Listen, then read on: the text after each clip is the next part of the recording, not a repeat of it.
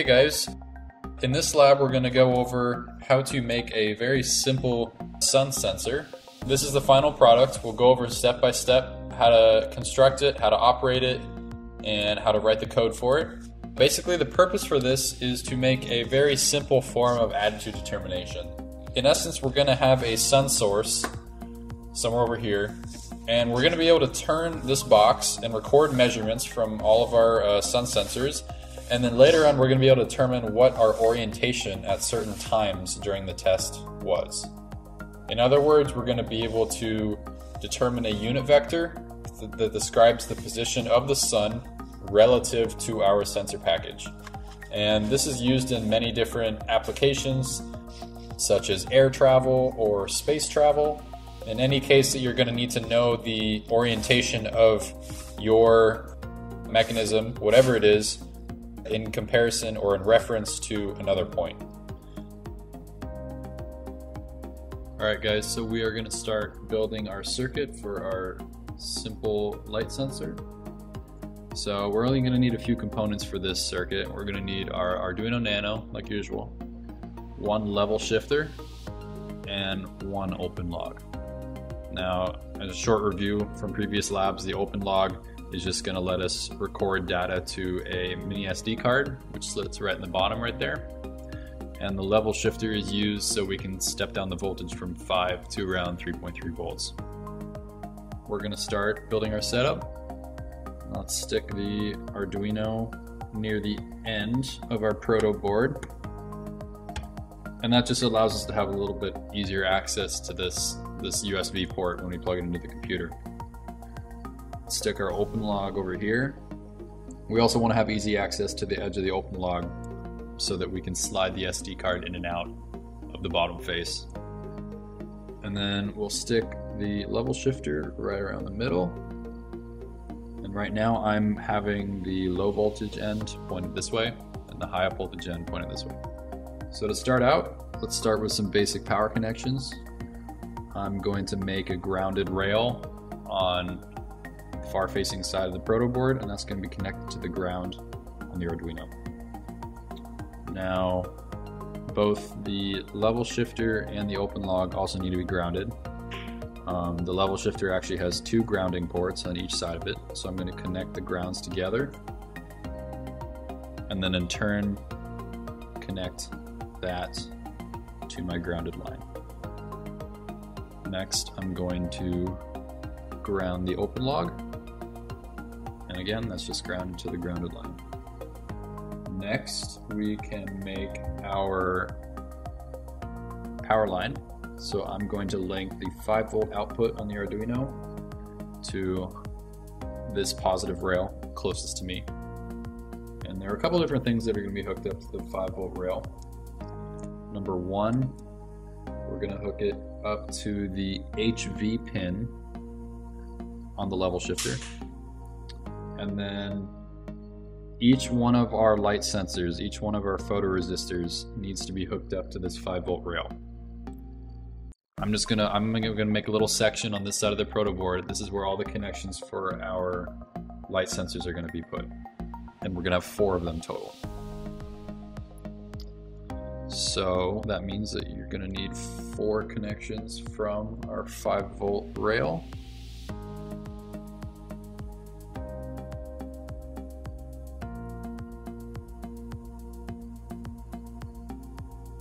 There we go. The VCC pin on the open log is going to be hooked up to the LV pin on the level shifter, just like that. Next, the RXI pin on the open log, that's the second from the left, that's going to be hooked up to LV3 on the level shifter. And then as you can probably see, the LV3 corresponds to the HV3 on the other side.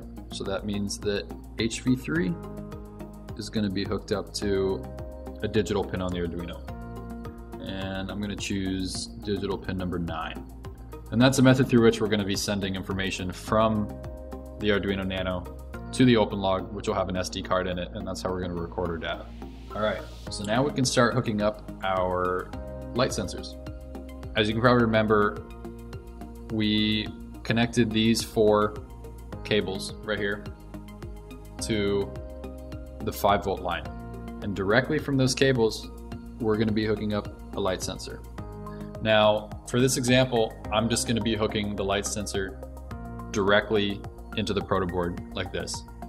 When you actually complete your setup, you're going to want to solder some wires on the end of this because we're going to be placing them very strategically around our box. So I'd say you'd want at least 4 to 5 inches of wire on each light sensor. But to show you where they get placed on the protoboard, I'm just going to not have the wires on them for now. So you're going to put a light sensor at the end of each 5-volt line.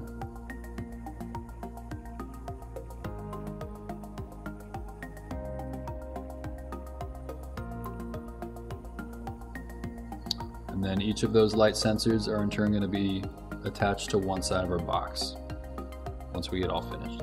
The way this circuit is set up is that we have this 5-volt rail coming from the Arduino, and then it goes to our light sensor. And that right after the light sensor is where we're going to want to start sampling our data, because this light sensor is actually a photoresistor, and so the resistance is going to change based on the amount of light, the amount of incident light that's hitting its surface.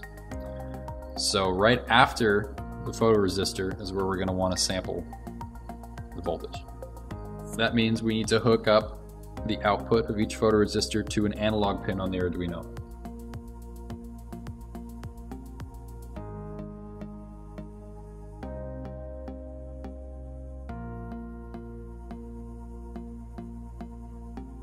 Alright.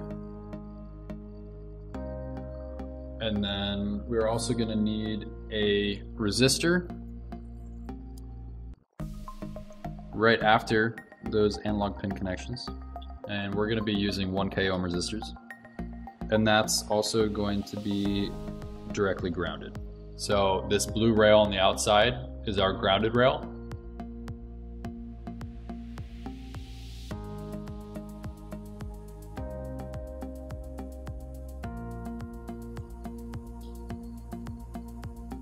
Alright.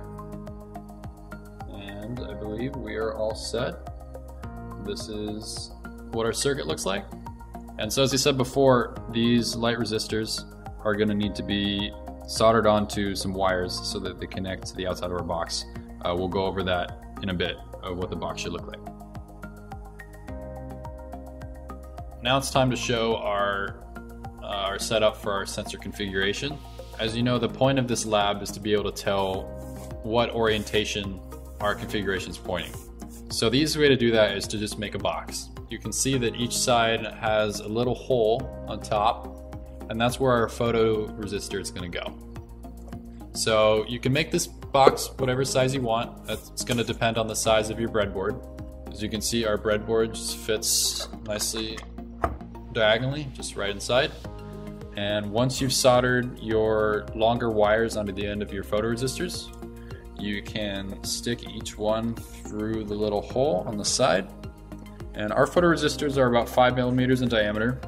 So you want to make sure that your drill bit that you're drilling through the side of your box with is around 5 millimeters, if not a little bit smaller, just so your photoresistor doesn't fall out the side, because that's going to impact your measurements.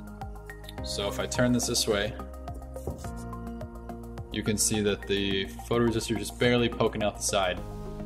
And you want it to be as flush as possible with the outside so that when we're turning our box, nothing gets in the way of the incident light as it hits the photoresistor. And then I also made a little lid that goes on top, and with a little hole that allows the cable to come out to power the Arduino.